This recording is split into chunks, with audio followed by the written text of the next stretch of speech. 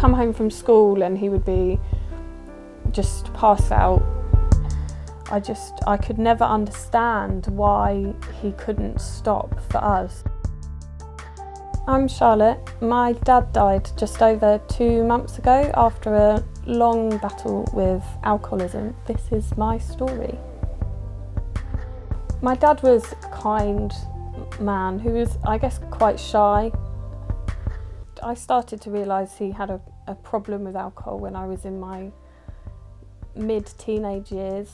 You'd find a bottle of wine or two behind the sofa, or anywhere, sort of stashed in boxes in the playroom, and I didn't want to dob Dad in and cause a massive argument between Mum and Dad.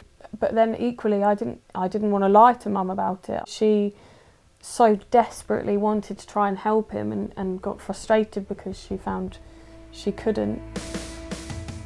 It's probably quite subtle, but to me I can just see the red face and the beer belly and just that weird smile that he always did when he'd been having a drink. Part of me is just angry with him for not being able to be stronger than that disease.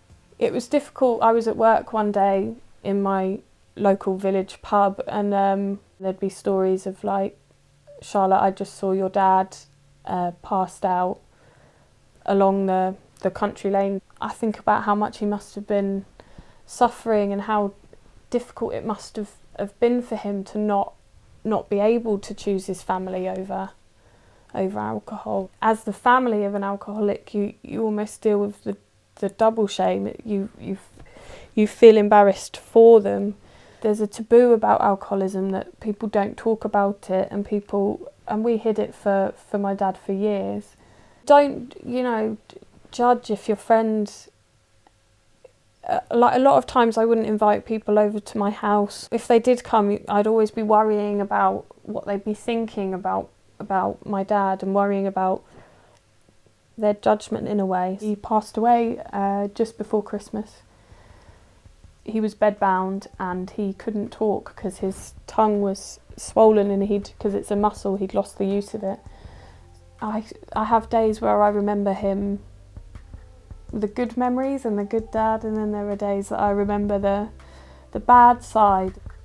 Now that he's gone, I almost feel like we can grieve for someone we lost a long time ago.